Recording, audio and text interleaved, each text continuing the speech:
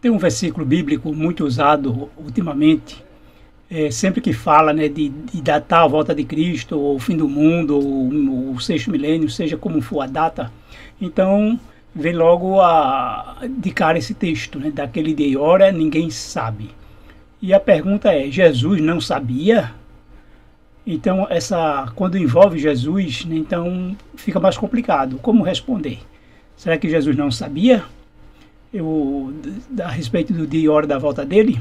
Vejamos o texto. O texto diz: mas daquele dia e hora ninguém sabe, nem os anjos do céu, mas unicamente meu Pai. O Pai sabe.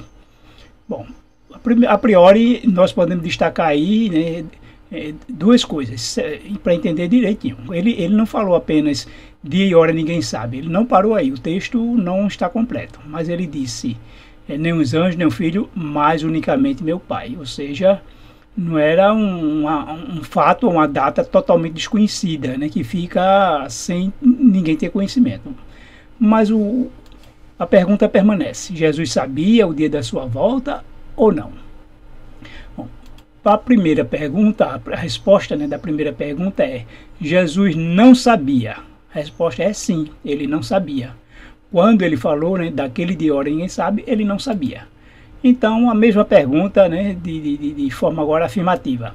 Jesus sabia o dia de sua volta? Não.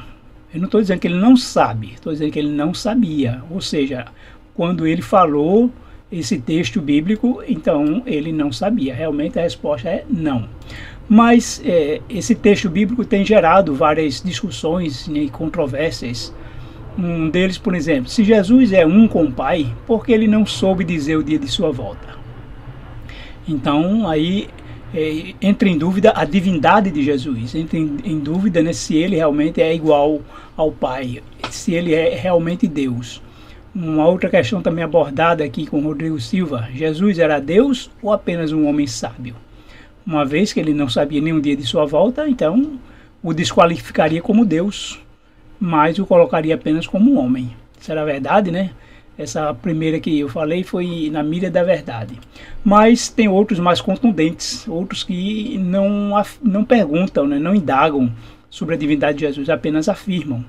Por exemplo, como esse aqui, a Bíblia diz que Jesus não é Deus, só pelo fato de ele não saber o dia da sua volta, então já o caracteriza como que ele não é Deus. Como é que ele...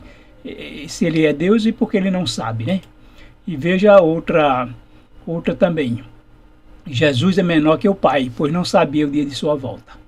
Então tem várias pessoas especulando, colocando em xeque a divindade de Jesus pelo fato de ele ter dito essas palavras. Então, primeiramente vamos lembrar o seguinte: em Filipenses 2, 6 a 8 nos diz que, sendo em forma de Deus, né, falando de Jesus, ele não teve por usurpação ser igual a Deus, ou seja, ele não se apegou ao fato de ser igual a Deus, mas aniquilou-se a si mesmo, tomando a forma de servo, fazendo-se semelhante aos homens, e, achado na forma de homem, humilhou-se a si mesmo, sendo obediente até a morte e morte de cruz. Esse mesmo texto de Filipenses, na versão NVI, Nova Versão Internacional, diz o seguinte: que Jesus, embora sendo Deus, não considerou que o ser igual a Deus era algo a que devia pegar-se, mas esvaziou-se a si mesmo, ou seja, esvaziou-se de sua divindade, vindo a ser servo, tornando-se semelhante aos homens. Então Jesus, ele abriu mão, ele deixou toda a sua divindade. Então, não só o poder, mas o conhecimento, toda a sua natureza divina que ele tinha, ele se esvaziou. Então, o conhecimento que ele tinha antes, ou seja, ele antes sabia quando ia vir a primeira vez, quando ia vir a segunda vez. Mas, uma vez que ele esvaziou-se de toda a sua divindade, da sua natureza divina, ele então não sabia, né? Ele não sabia, não tinha conhecimento quando estava aqui na Terra, enquanto era homem. Então isso já nos deixa claro aí que, ao Jesus falar essas palavras, ele falou enquanto homem aqui na Terra. Mas vamos complementar esse sentido observando os textos anteriores, antes que Jesus falasse dessa questão de sua vinda. Porque o que ele estava fazendo foi respondendo aos discípulos a pergunta que eles fizeram, né? Quando sucederão essas coisas e que sinal haverá da tua vinda?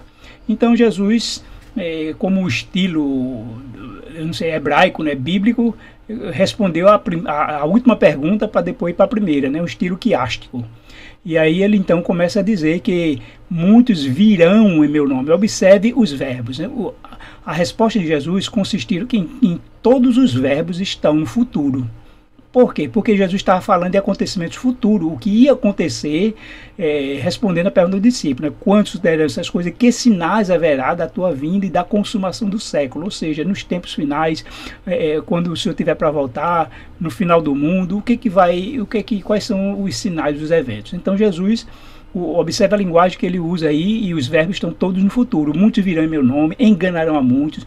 Vocês ouvirão, né, ouvireis falar de guerra, porquanto se levantará nação contra nação, haverá fomes e terremotos, sereis atribulados e vos matarão e sereis odiados. Então, os verbos todos no futuro, entendam bem. O resto do texto é de Mateus 24, agora versículo 10, nos diz aí, muitos hão de se escandalizar, ou seja, escandalizar-se-ão, né, no futuro, assim como o versículo 11, levantar-se-ão muitos falsos profetas e enganarão a muitos, e o amor se esfriará, e aquele que perseverará até o fim será salvo, está no futuro, e será pregado este evangelho do reino, então virá o fim. Todos os verbos no futuro.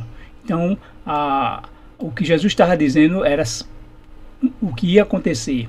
Então, se Jesus não soubesse de jeito nenhum o dia de sua volta, então ele teria dito da mesma forma, né, que a respeito daquele dia e hora ninguém saberá. Ou seja, ia ficar sem saber. Desde que ele falou até que ele viesse, ninguém ia saber, né, a não ser o Pai, como ele disse. Mas ele não falou isso, ele não disse ninguém saberá, para que não ficasse oculto. Ele disse ninguém sabe, né? Hoje no tempo dele, enquanto humano aqui na Terra, é o que ele disse. Eu não sei, né? O Filho não sabe, ainda os anjos não sabem, só o Pai sabe. Então, hoje, Jesus como Deus, não hoje, né? Mas a partir do momento que ele retomou a sua natureza divina na ressurreição, então ele passa a saber, porque a respeito da primeira vinda dele já tinha o conhecimento, né, que ele viria, e o próprio Jesus sabia disso, tanto quanto a sua vinda, mas a profecia da primeira vinda continuou em Daniel, né? Em Daniel tem a profecia da primeira vinda de Cristo, a profecia das 70 semanas, em que revela quando o Messias surgiria. Mas a segunda não tinha uma profecia, no Velho Testamento não tem profecia para a segunda vinda, então isso ficou oculto também para ele quando ele veio aqui à Terra.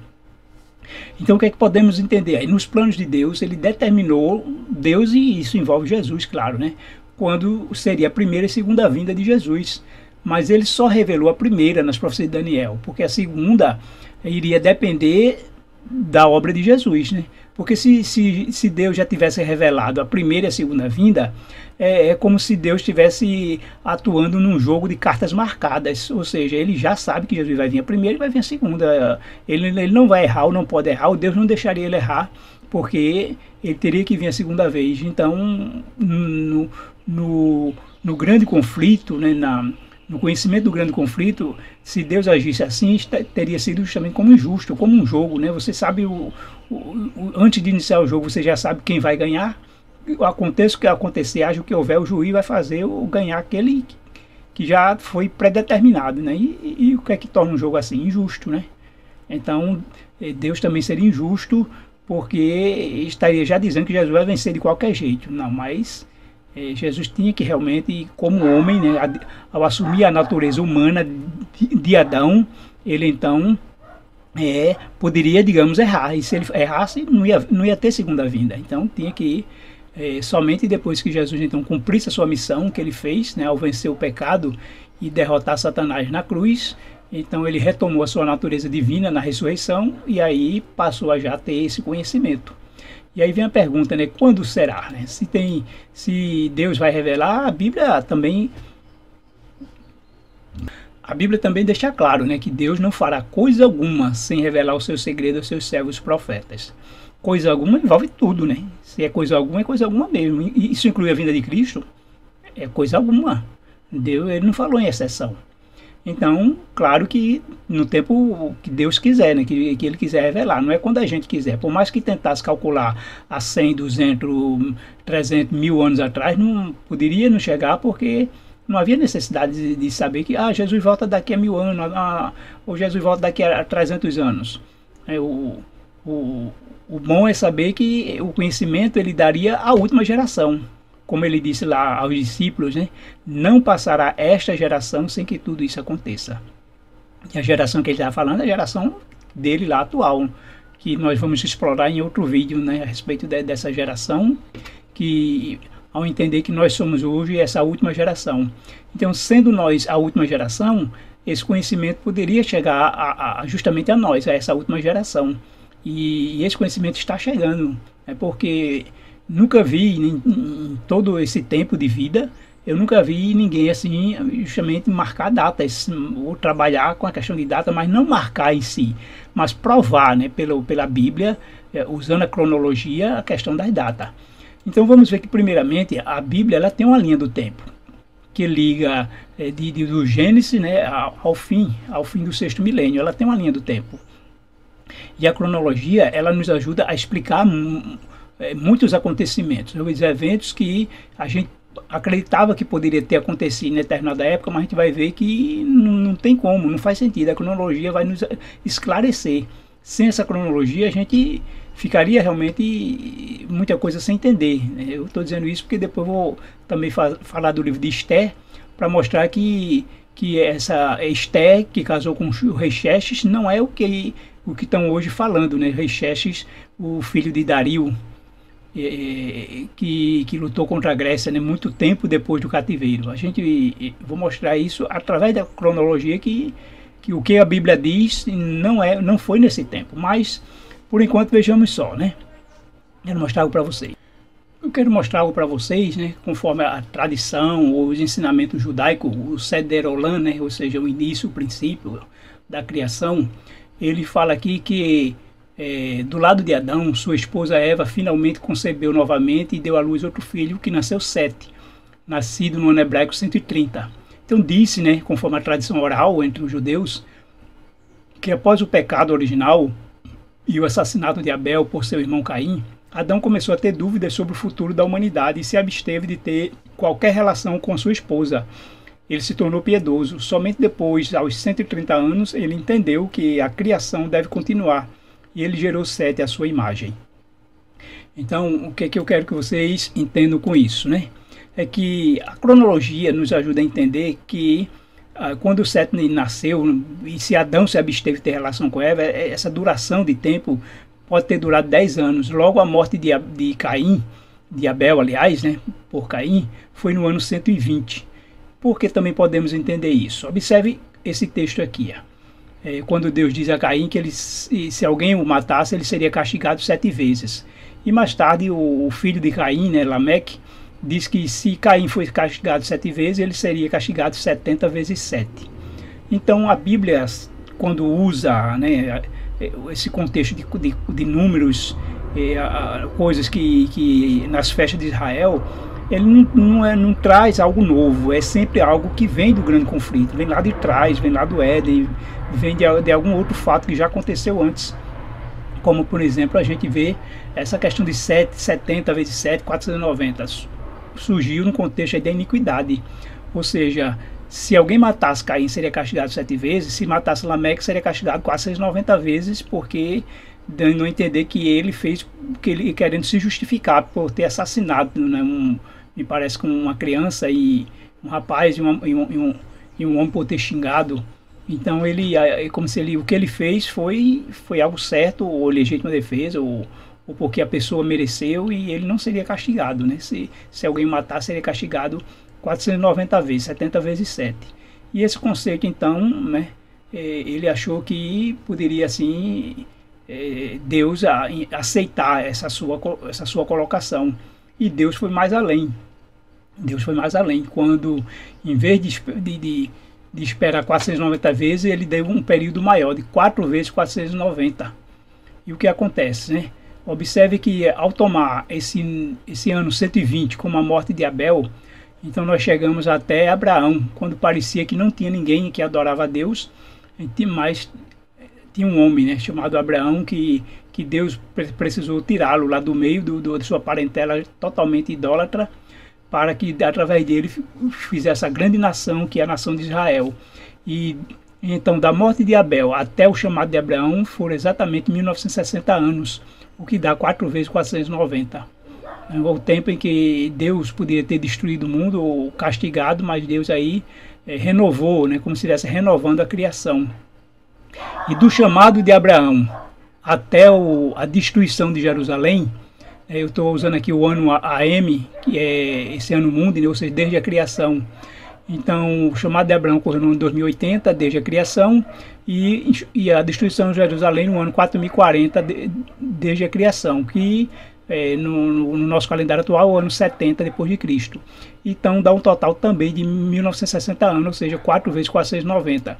E o que ocorreu nesse período? Né? Esse período em que Deus, através de Abraão, criou a nação judaica e, com isso, o judaísmo. Mas o judaísmo, por não cumprir o propósito de Deus, Deus o rejeitou e destruiu, permitiu que Jerusalém e o templo fossem destruídos.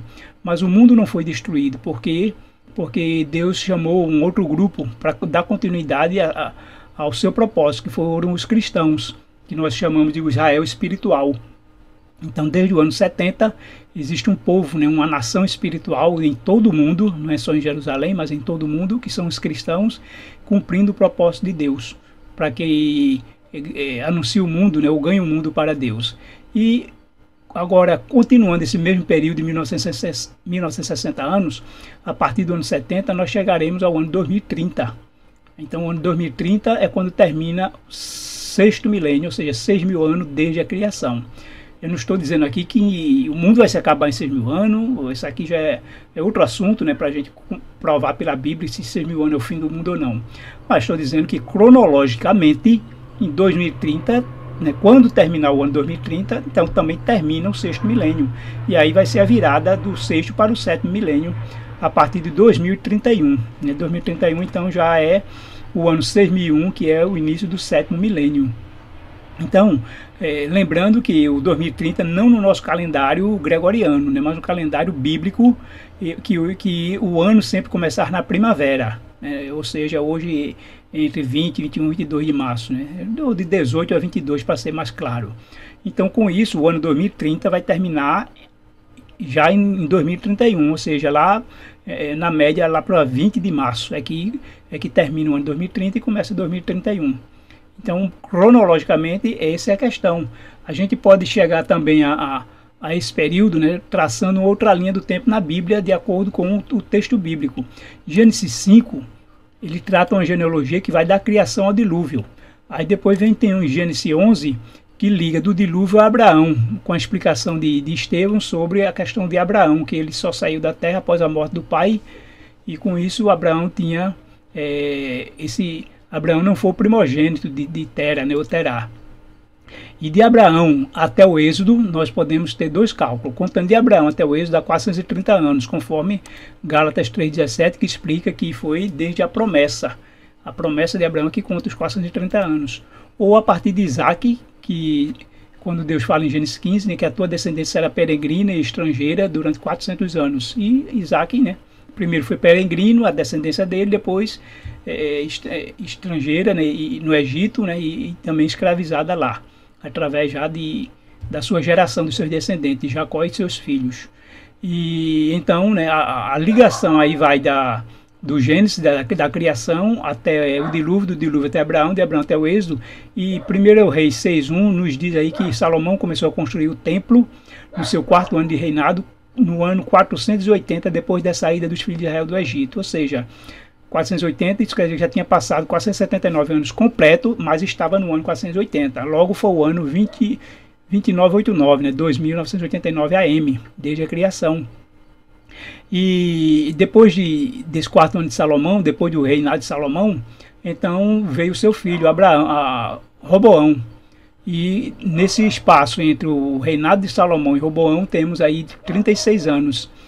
E isso porque, né, Salomão ele reinou ainda com Davi vivo, né? A Bíblia diz que ele reinou 40 anos, mas foi ainda com Davi vivo. Logo, chega ao ano 3024, o início de Roboão. E se você agora vai ver que do ano 3024 ao início da profecia de Daniel das 70 semanas, que também inicia a profecia dos 2.300 anos, é o ano 3514 ou o ano 457 a.C.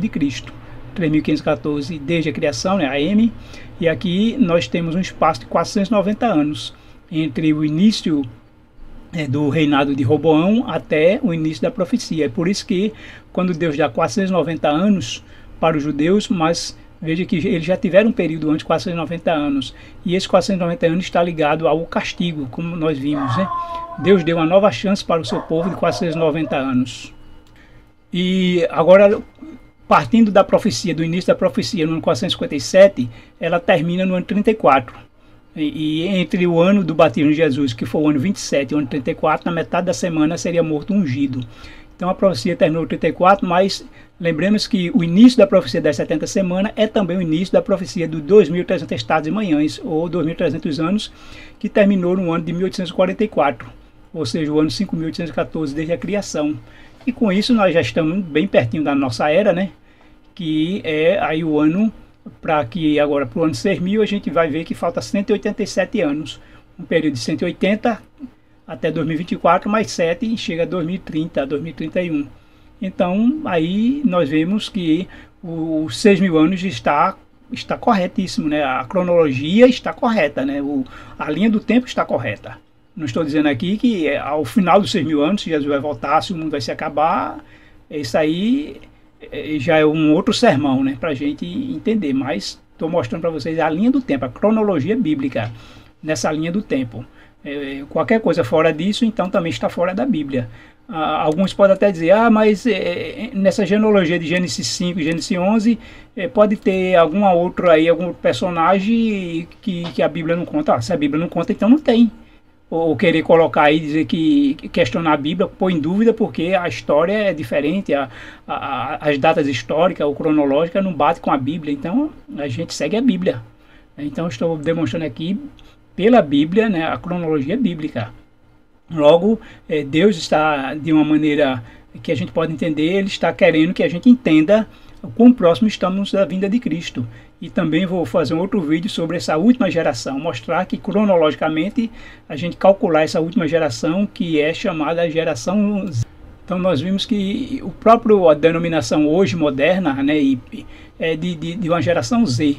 E a geração Z, né, que é como chama assim a última geração, porque é a última letra do alfabeto. Ela começou em 1990, a gente vou demonstrar pelos cálculos, pela cronologia, que realmente ela começou em 1990 e até 2030 a gente vai ver que são 40 anos, a última geração, uma geração de 40 anos, mas até lá nós estamos bem a par, né, da cronologia bíblica, e isso nos ajuda a gente saber que não vamos viver aqui para sempre, o que a gente vai ficar com aquilo na mente que Jesus vai voltar, uma data que a gente não sabe. Então vamos viver a nossa vida, né, calmamente, tranquilamente, e deixa acontecer, mas não é assim.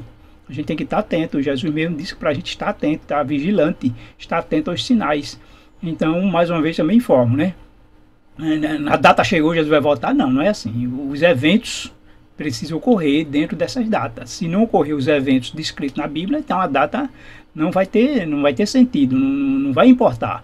Jesus não vai voltar de qualquer jeito, só porque a data está dizendo, mas se não cumpriu aquilo que ele disse que precisa cumprir, dentro as últimas profecias, né, escatológicas, tanto Daniel como Apocalipse, que envolve, né, os últimos acontecimentos. Isso a gente espera que se acontecer dentro dessa data, dentro dessa cronologia, onde nós estamos, né, começamos agora em 2024, os últimos 7 anos para finalizar o 6º milênio.